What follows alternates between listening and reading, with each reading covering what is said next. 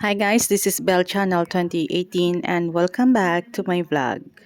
May balita ngayon kina Sian Lim at Kim Chu na hiwalay na sila.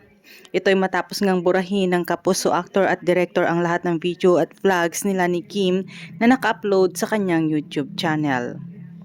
Ang piling ng mga netizens lalo na ng ilang Kimsi fans, isa na itong sign ng pag-move on ni Sian mula sa umano'y breakup nila ni Kim. Sa latest episode naman ng Ogie Diaz Showbiz Update Channel, napag-usapan nga nila Papa O ang tungkol sa pagkawasak ng relasyon nila Kim at Sian.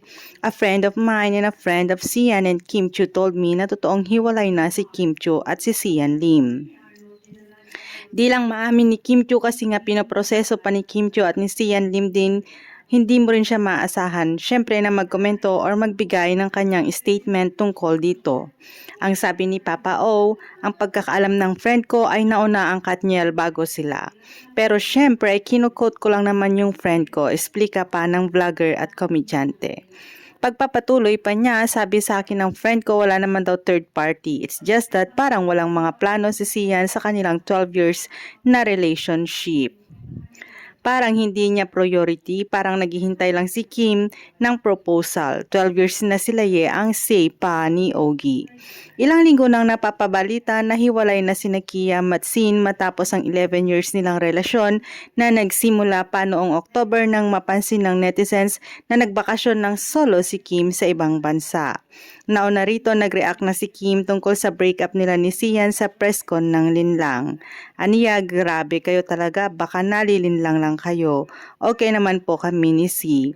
Oo, mapanling lang ang showbiz pero maayos naman, masaya naman po, aniya niya.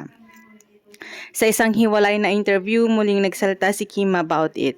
Grabe, sa amin na lang yun, we'll just keep it on ourselves na muna. Noong April 2023, naging madamdamin pa ang pagbati ni Sian sa birthday ni Kim. Truly, madly, deeply in love with you and I cherish every single moment I have with you. So many years have gone by and we're still by each other's side. Yan ang madamdamin na pahayag ni Sian. Thanks guys for watching and God bless everyone.